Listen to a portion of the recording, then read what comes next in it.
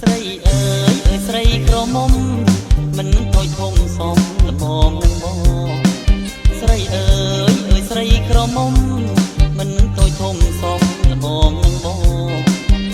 សូមរំនឹងអូនម្ដង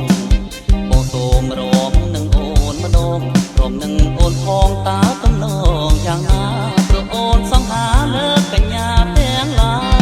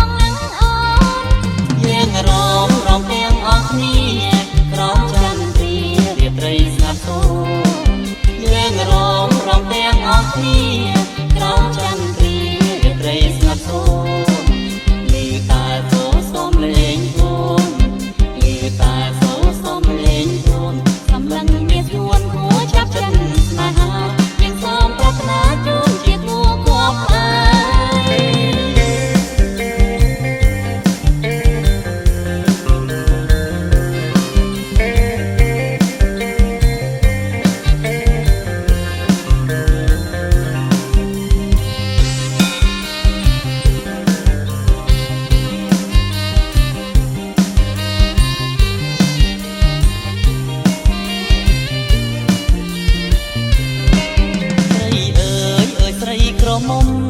មិនតូចធំសមល្មមនឹង